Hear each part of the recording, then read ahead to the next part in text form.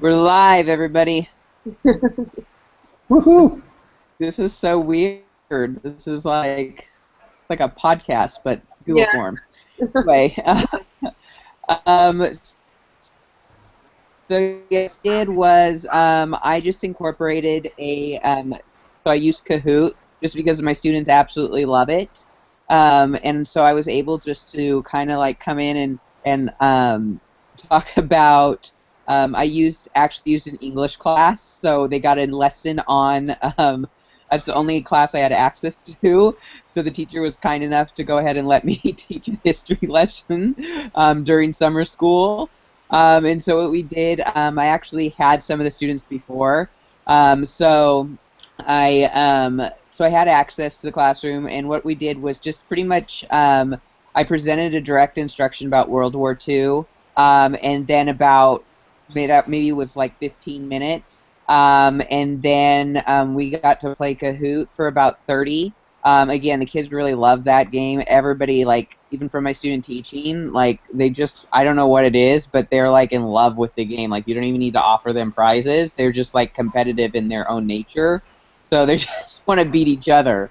And, yeah, I don't know what else we're supposed to share, but, yeah, that's what I did. I think we were also supposed to share like what was a challenge with that and what was the greatest success with that.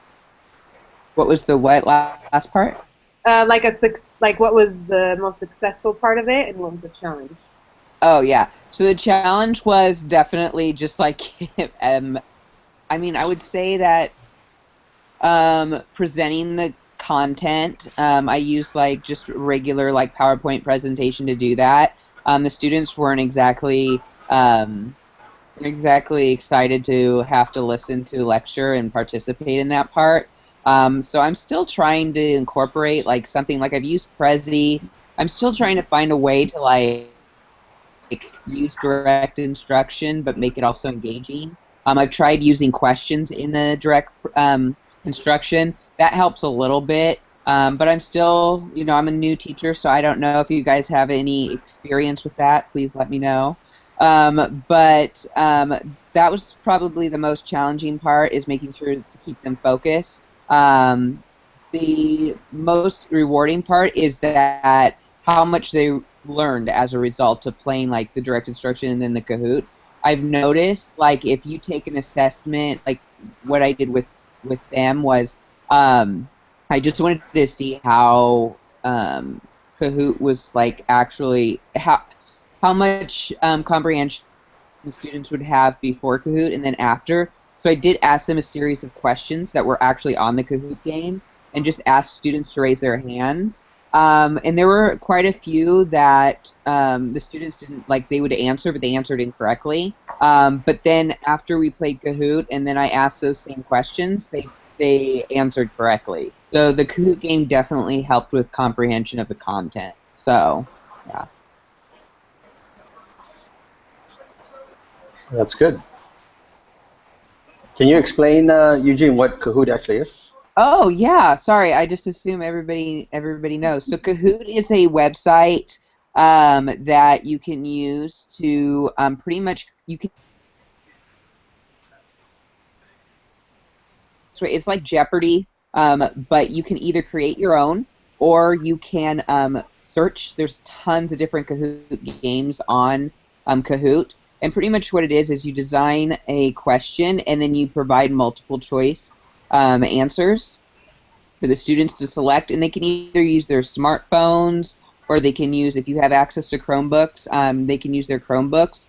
And what it does is it generates a code for them to type in, and then they become part of the game. So their answers are actually recorded. And what I had them do was work in teams. That's a new Kahoot feature, is that you can work in teams. So they each come up in their groups, and they would write, they create their own name. Of course, you have to be really careful with that and make sure it's appropriate when you have high school students. But after that, you just have them work collaboratively to answer the question. So not only does it help them understand the content, but it also helps them to collaborate together and to teach each other and to learn from one another. Like I said, like I absolutely Kahoot. I was the first time I used it was like I think in probably no, it was before May. But yeah, so a while back. But yeah, during the fall term, and the students, like I said, they especially the older students really love it. I have not used it in junior high. I've heard that it's successful. Um, I don't know how you could incorporate that for like really low elementary. I could imagine that it would be super engaging as long as your students can read. Um, the good thing is though is I mean for like elementary you can incorporate pictures into the questions as well as the responses. So for like I don't know a teacher in elementary school that might be teaching something that students may not necessarily be able to read, you can incorporate pictures. So that's also really good. It's also good for your EL students. Um, if you want to go ahead and do that. But yeah, I love Kahoot and my kids seem to love it. So Sounds like fun. Okay, so I guess I can share what I was able to do. I didn't have access to the classroom personally, so I got in contact with my sister, who's a middle school teacher in Orange County, and I was able to observe one of her colleagues. He is an English teacher, and the class that I sat in on had to do with creative writing. Uh, and I'm going to pull up my notes. I took some notes. Um, the teacher was using a lot of technology, actually, in a lot of different ways. She had about 14, 15 kids in the classroom, and when I was there, they were split up in 3 groups, and the teacher was working with a small group, and then there was a small group working on laptops, and they were working collaboratively. They were using Edmodo, and I didn't know the specifics they were doing, but I did talk to the teacher a little, and she uses Edmodo a lot. And then there was an individual group where students were working on the paper that they were working on, and that was what they had already been with the teacher. The teacher was working with them. They were using an interactive whiteboard, and they had typed their papers in Google Docs. They were working on editing their papers together. They would students would volunteer and put their paper up on the board so that everyone could read it together, and then they would collaboratively go through and they were editing the paper, which I thought was really neat. The coolest part, though, that I thought, and it was something I had never heard of, it was an app, and I think it's pronounced Socrative, Socrative.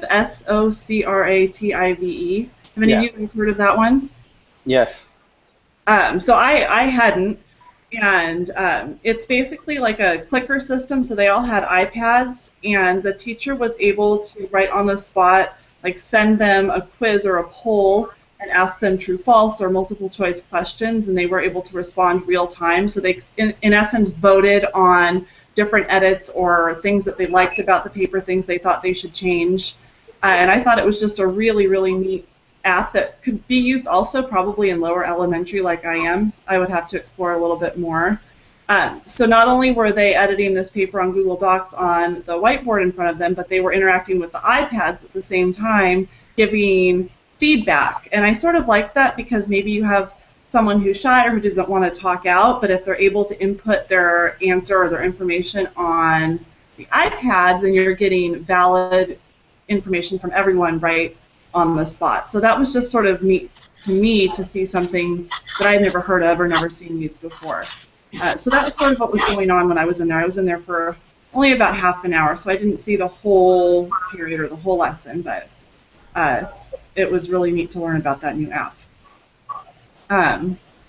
I think the things that went really well were that she had the kids split up into groups. I think it was nice having a small group working with the teacher all at once, and I love that the other kids in the other parts of the room were also using technology, so I can tell that she's a teacher who's really accustomed to and used to using technology and really making her classroom very effective with it.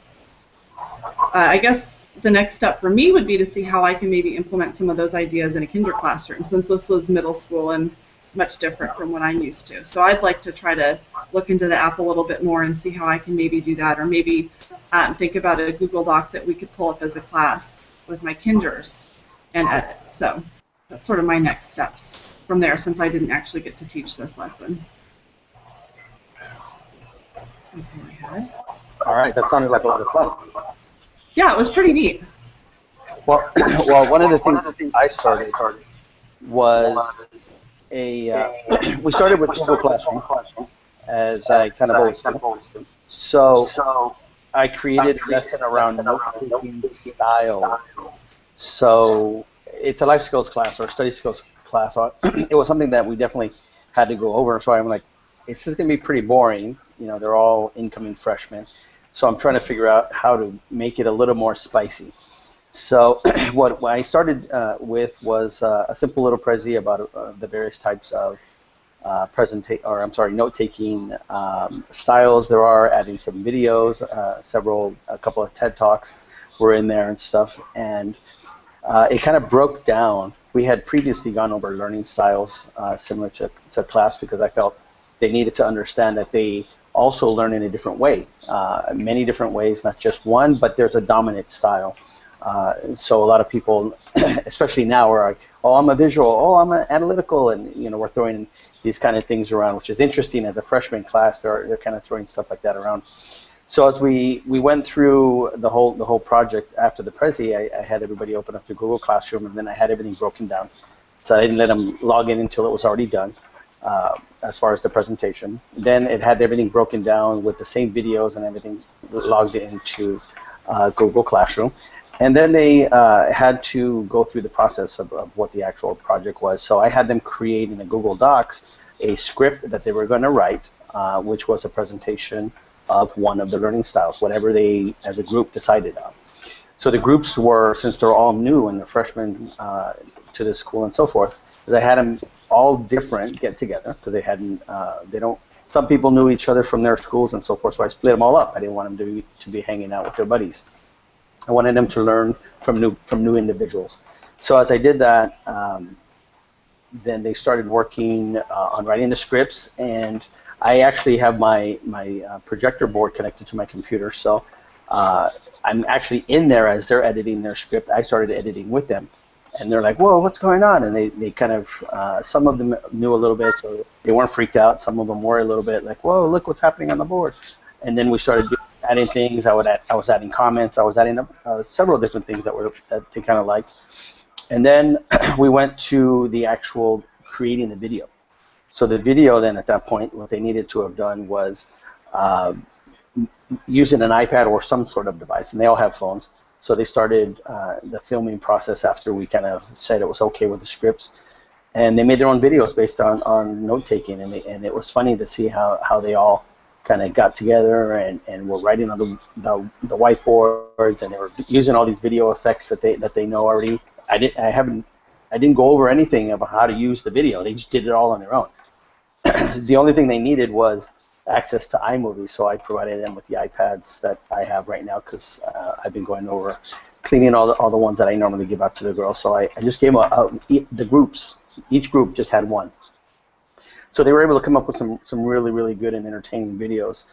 Some of them had some real funky music behind them, and they were really, really creative. I was surprised, pleasantly surprised at their creativity. But I already knew that they were going to be creative from a lot of the social media interactions that are just prevalent right now with Snapchat and all these videos, collages, all these crazy things that they're able to do now in social media. So that was part of the challenge, is to make that assignment as challenging and impressive as they mess around with their social media everyday tags and hashtags and all the fun stuff that they normally do. I wanted it to be that entertaining, and they seem to like it. They seem to have liked it a lot. They had 3 days basically to work on it. Some of them worked on it outside of class, so that was good, because they were perfectionists and they wanted to make sure it was looking good and sounding good. And the products pretty much speak for themselves. It was funny because as we did a poll as well within the groups after the fact, I said, well, how many of you guys are the analytics? And then most of the group would be raising their hand, possibly visuals, whatever. And the ones that they chose, the styles, the note-taking styles, actually matched their learning styles.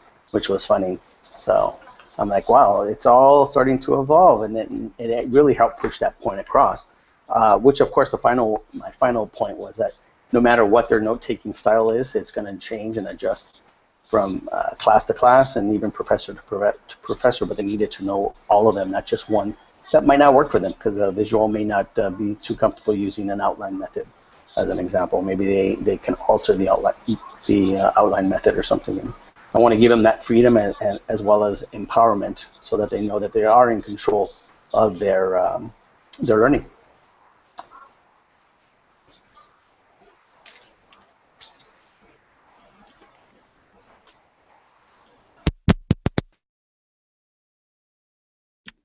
I forgot I muted my mic because you were echoing. Oh, sorry. Yeah, but that I was just saying that sounded really creative and like used a lot of technology and it was very successful.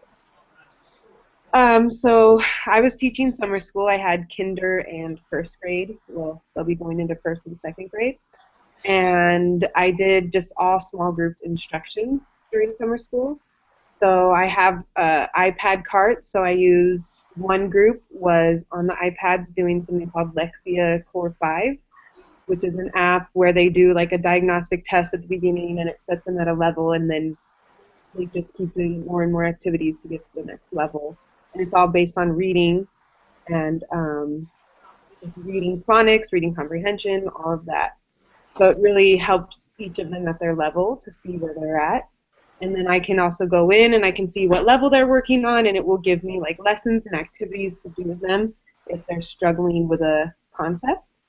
So that's been really helpful. I also use that during the school year. And then another group, I have 6 mini laptops in my classroom. We also use a program for math, so we had to have the laptops for that because it doesn't work on iPads.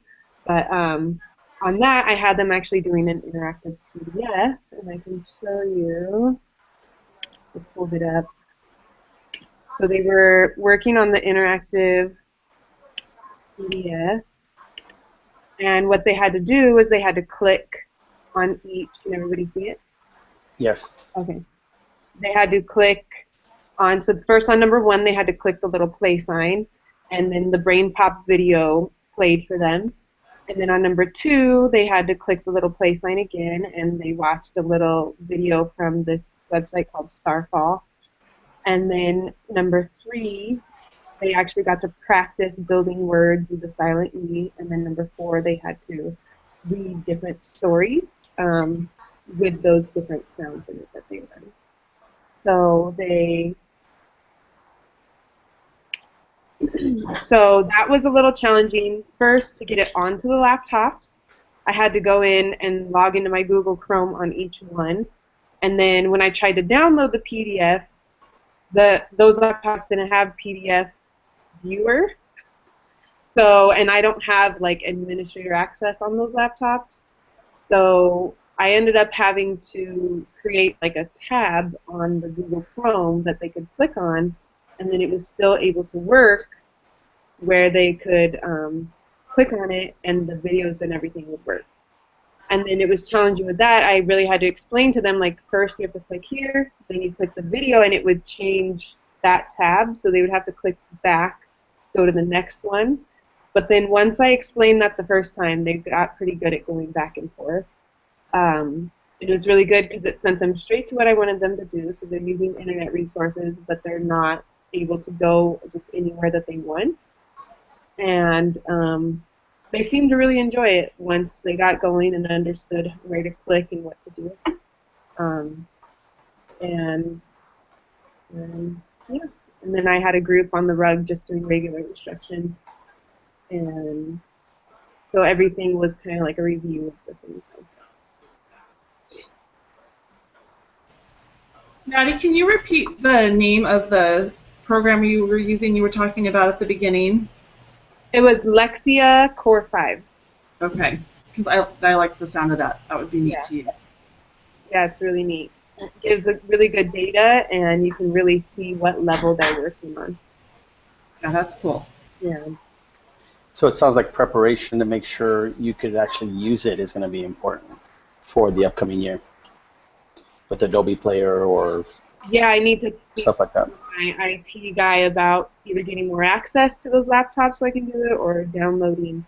I know he's going to be working on our laptops during the summer, so he knows a little more setup. Yeah, I'm taking a look at kind of all the stuff we're supposed to be going over as well. Was there anything any of you would change from what went over, either your class or your observation? I was pretty impressed with the way the teacher I was watching ran her classroom. She's a veteran teacher and has been teaching for a while, I think 20 years. But with that being said, I was actually very impressed with the amount of technology she was using. Being a veteran teacher, a lot of the veteran teachers I work with don't use any technology. So I thought the way she split her class into groups so it was more manageable was neat. All of her technology was working well. I like the way she was integrating different pieces of technology like the iPads and the laptops with the smartboard. So I really wouldn't have changed anything. Again, I'm a kinder TK teacher and she was an 8th grade English teacher, so it was very different from what I was used to, but class management was good. The kids were involved, they seemed happy, they were excited, they were all interacting. She had good classroom management, so I thought it went pretty well. What about you, Eugene?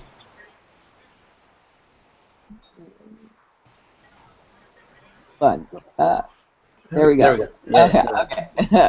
I don't think I would. I'm trying to brainstorm besides like just how I presented the direct instruction. I don't know. Like I said, like I really don't know any other way to like give that direct instruction that's more interactive besides asking questions. So that would be one thing that I'm still continually trying to improve. But I don't think I would do anything different. I mean, they enjoyed the game. And the one thing that I did have that I forgot to mention earlier, one of the issues that I had is some of the students actually had never used Kahoot before. So like just getting them like logged in and figuring out how to do that. A lot of them went to the wrong website. So there's when you set up your Kahoot, there's actually one to create your Kahoot and then one to play it. There's 2 different websites. A lot of them went to the one that creates it instead of the one that logs in. So that was also a challenge. But again, overall, I really don't think that I would do anything different. That's when social bookmarking works very well.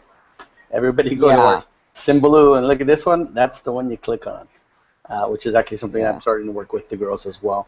I kind of looking back and trying to think everything I liked about the lesson, and I kind of learned from some of my mistakes because I always just said, you know what, I'm only going to do a Prezi or I'm only going to leave it on Google Classroom. And now I'm finding that if I have both bases covered, I get a lot better results. There's a lot fewer questions and a lot more of the girls are on task for a longer period of time.